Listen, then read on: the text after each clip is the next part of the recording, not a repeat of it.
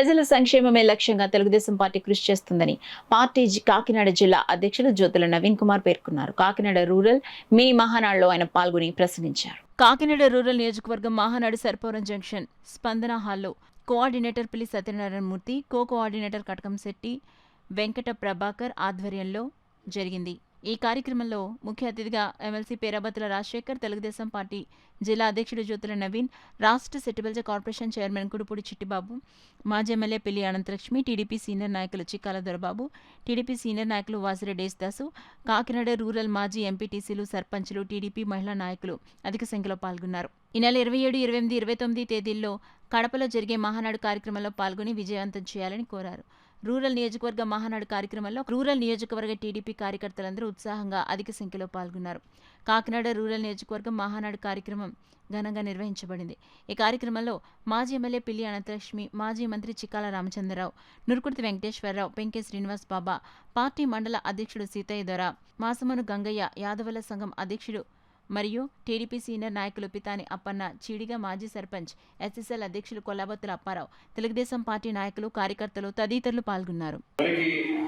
కూటమి ధర్మం, కూటమి పొత్తుల భాగంగా మన కూటమి ధర్మాన్ని కాపాడుకుంటూ మన కేడర్ను కూడా కాపాడుకోవాల్సిన బాధ్యత మా అందరి మీద ఉంది. కాబట్టి రాబోయే రోజుల్లో నేను కూడా మరి నియోజకవర్గానికి సంబంధించి మరి కార్యకర్తలు కానీ నాయకులు కానీ ఏ ఇబ్బంది వచ్చినా మరి నేను ఎప్పుడూ అందుబాటులో ఉంటూ మీ ఇబ్బందులను పరిష్కరించడానికి ఇక్కడ బాధ్యత వహిస్తున్న సత్యబాబు గారు, బాబీ గారితో కూడా నేను కలిసి పనిచేస్తానని మీ అందరికీ సవివరంగా మనవి చేసుకుంటూ, మరి మహానాడు తర్వాత నేను గతంలో కూడా చెప్పడం జరిగింది, మన నియోజకవర్గానికి మీ అందరూ కూడా మరి దాస్ గారు చాలా విషయాలు చెప్పారు. ఇవన్నీ వాస్తవాలు. దాస్ గారు చెప్పినా, నేను చెప్పినా ఇవన్నీ వాస్తవాలు.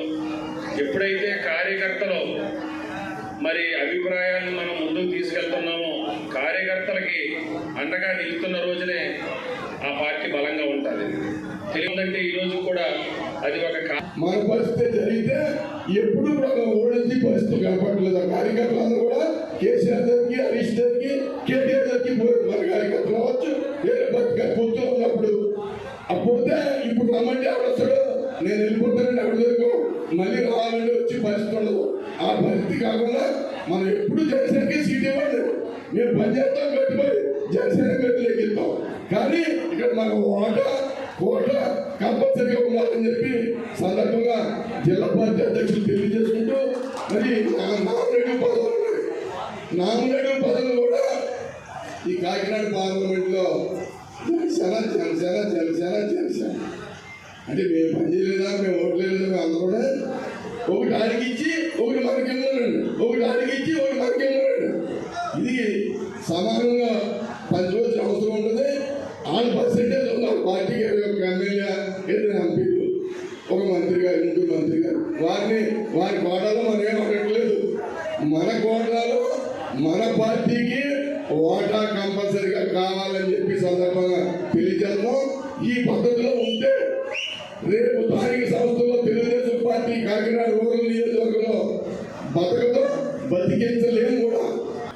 ఎమ్మెల్యే గారి ఎలక్షన్ చేస్తాం, అలాగే రాజశేఖర్ గారి ఎమ్మెల్సీ ఎలక్షన్ చేస్తాం, 2 కూడా చేస్తాం. ఇప్పుడు మళ్ళీ స్థానిక సంస్థలో ఎంపీటీసీలు, జెడ్పీటీసీలు వీళ్ళందరినీ కూడా మీరు నెగ్గించండి, మీరు నెగ్గించి తీసిరండి అంటారు. అంతవరకే మన నియోజకవర్గ కుటుంబ సభ్యులందరికీ కూడా చెప్పేది ఏంటంటే, మన ఎలక్షన్లోనే మనం పనిచేస్తాం. ఎలక్షన్ అయిపోయాక ఇంకెవరికి ఏం అక్కాలే, ఈ ప్రజలకు ఏం కావాల్సి వచ్చినా కూడా చేయడానికి ఎవరు కూడా మనకి సహకరించట్లేదు. ఒక హాస్పిటల్కి వెళ్ళాలన్నా, ఒక పోలీస్ స్టేషన్కి వెళ్ళాలన్నా, ఒక ఏదైనా సరే ఎమ్మెల్యే గారి దగ్గరికి వెళ్ళడానికి మన కార్యకర్తలు ఎవరు కూడా వెళ్ళట్లేదు. మా దగ్గరికి వస్తుంటే మేము చేయడానికి కూడా తెలుగుదేశం కుటుంబ సభ్యులందరికీ కూడా ఒకటే చెప్పేది, మనమందరం కూడా మహానాడికి వెళ్ళి వచ్చిన తర్వాత కూర్చొని ఏం చేస్తారో చూద్దాం. తప్పనిసరిగా మీరందరూ కూడా సహకరించండి. ఒక ఎమ్మెల్యేగా ఇన్ఛార్జిగా నేను మీ అందరినీ కోరుకునేది ఒకటే, 1974లో నాకు జడ్పీటీసీ సామగూడ మండలం ఇచ్చారు. అప్పటి నుంచి ఇప్పటి వరకు కూడా మీ అందరి మనసులో మేము ఉండిపోయాం. అది మీరందరూ అర్థం చేసుకుని మహానాడిని జయప్రదం చేయవలసిందిగా కోరుకుంటూ, ఖచ్చితంగా బాధ్యతలు ఇవ్వాల్సిన అవసరం అధిష్టానానికి ఉంది. నాయకులు వస్తుంటారు, పోతుంటారు, అవసరాన్ని బట్టి పెరుగుతుంటారు. నిరంతరం కూడా జెండా పట్టుకుని జెండా పత్రం మోచుకుని తిరిగేవాడే నాయకుడు. ఇందా దాసు గారు చెప్తున్నారు, ఎన్నికల ముందు మన అవసరాల గురించి నాతో సహా జిల్లా ప్రెసిడెంట్ అయ్యాను కాబట్టి మిమ్మల్ని అందరినీ కూడా రోడ్డు మీద తీసుకురావచ్చి చాలా కార్యక్రమాలు చేశాం. సీటు కావాలి కాబట్టి మీరు అందరూ కూడా చాలా మందిని తీసుకొచ్చి రోడ్డు మీద తీసుకొచ్చి కార్యక్రమాలు చేశారు. ఈ రోజు ఎందుకు వెనకడు వేస్తున్నారు? ఇక్కడ లోక కార్యకర్త ఉంటేనే మన నాయకత్వ బలం ఏంటో తెలుస్తుంది. నాయకుడిగా తయారవ్వాలంటే కార్యకర్త బలంగా ఉండాలి. కార్యకర్తను మాత్రం ఎవరు కూడా కించపరచొద్దు, కింద పెట్టొద్దు. కాదంటలేదు, బాబా చెప్పినట్టు ఎవరి స్థాయిలో వాళ్ళు కష్టపడ్డారు. అందరూ కూడా ప్రతి ఒక్కరూ కష్టపడ్డారు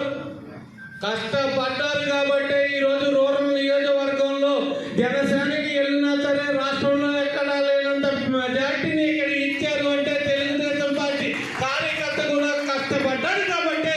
మొదటి మహానాడిని ఎక్కడ పెట్టాలి అని చెప్పి గత 3 నెలల మట్టి అనుకుంటే ఎప్పుడూ పెట్టని చోటు కడపని డిసైడ్ చేశారు.